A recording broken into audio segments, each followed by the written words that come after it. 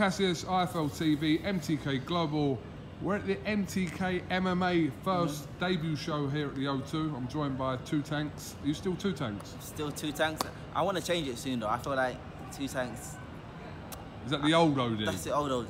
We got a new OD now, so I'm going to change it. But I'm not sure what I'm going to change it to yet, but we'll see. Well, if anyone's got any ideas, tweet them to Ohara Davies. Let me know. Let you know.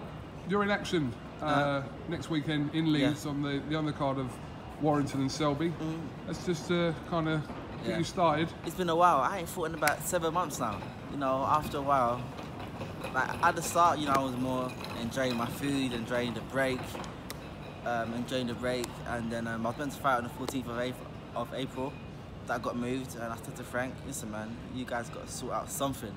And Frank managed to get me on May 19th, and then again on the 23rd of June. So, you know, people say Frank can't get you shows. Listen man, I'm fighting twice in the space of 5 weeks. So, you know, happy days. Frank's been doing it for me, man. I'm happy as hell. Let's talk about, obviously, we know you've got a fight coming up next weekend. You've got to get past that first. Yeah.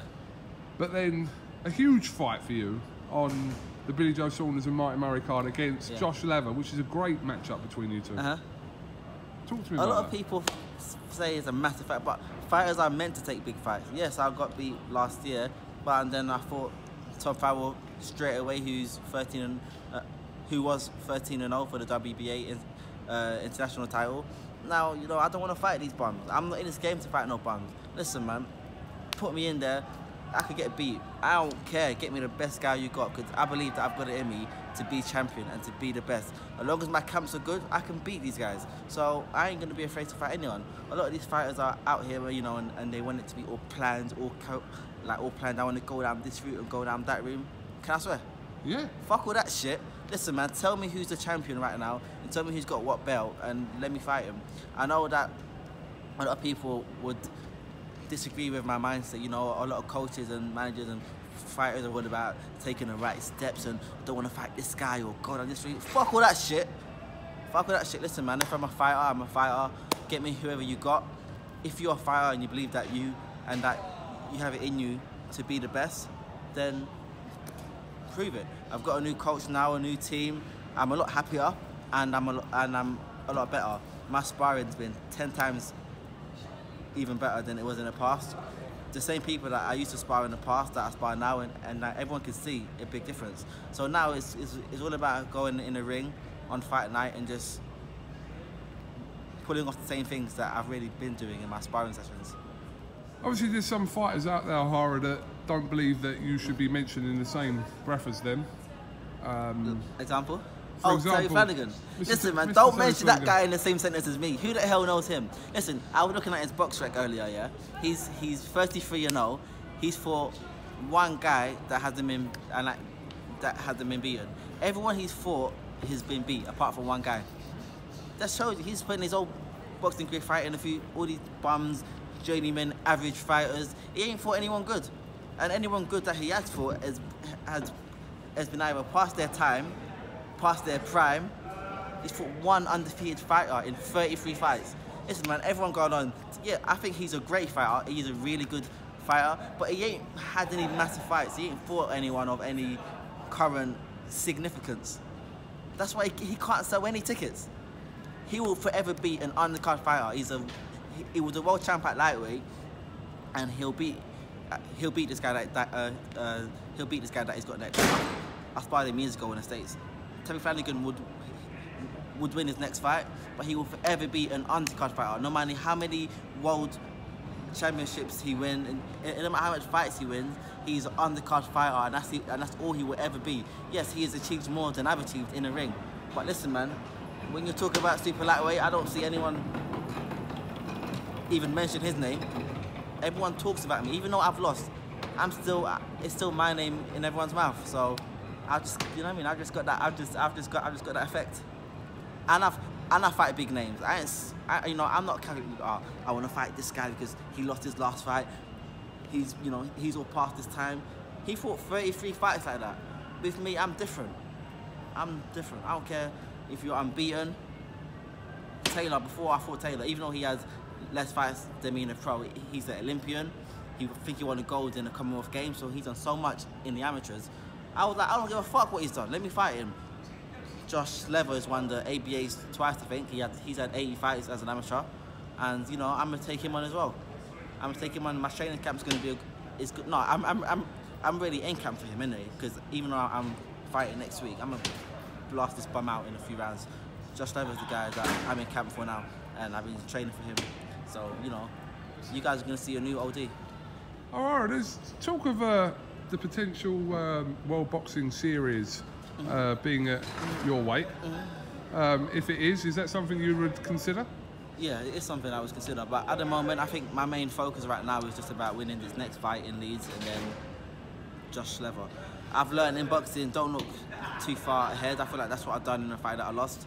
I fought Taylor and I was all gassed up by the people around me and my team, you know, you're gonna bang him out with your power. Listen, I went in there and I lost. So and now I've learned, don't look too far ahead, focus on what's next. Josh Lever's next, once I take care of him, which I believe I'm 99.9% sure I will win that fight. Then, you know, if the World Boxing Series is there, I would 100% love to go in it, but I've got to take it one step at a time. And now, I'm not going to talk as much. See, I've been a bit held back, you know, I'm not talking as much. In the build-up to this fight, I'm not going to be talking no shit. I'm just going to be focusing in a gym, learning in a gym, let my boxing do the talking for, you know, it's the new OD. Is Cattrall in your sights as well? Cattrall, he's another Terry Flanagan kind of fighter. You know, people that he's an amazing fighter. You know, I've seen him fight. You know, he can throw some good he's southpaw. He throws good left hooks. Yeah, his left hooks are good.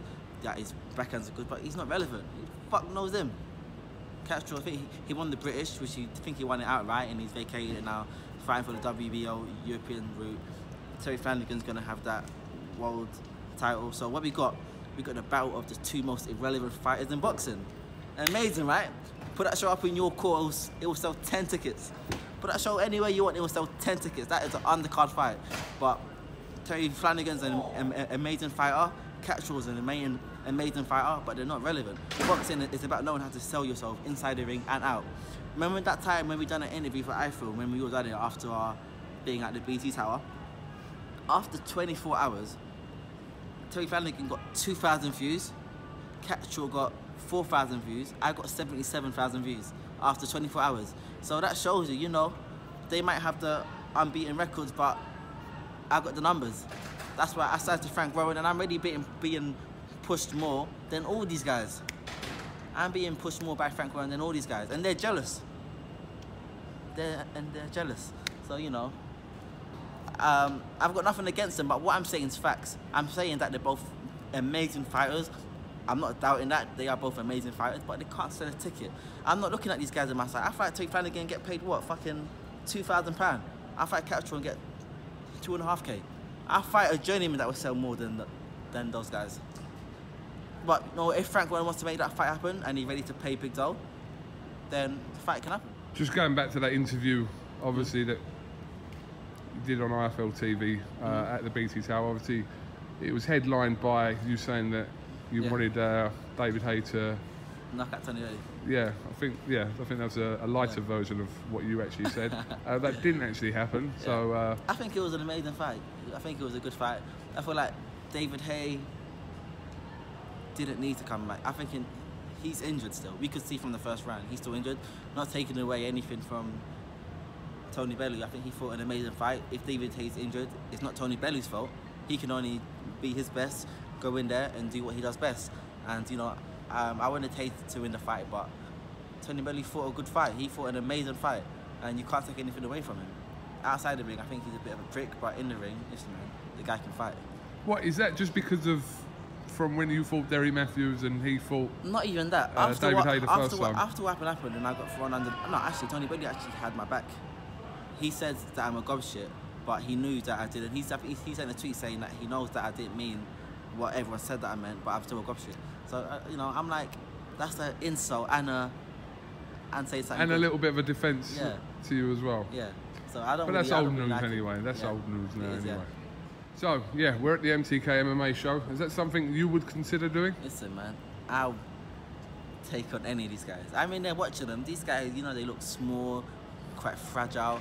You know, it's like, if I was in MMA, I would take these guys easy. So after boxing, I might consider a little MMA switch because these guys look like easy work.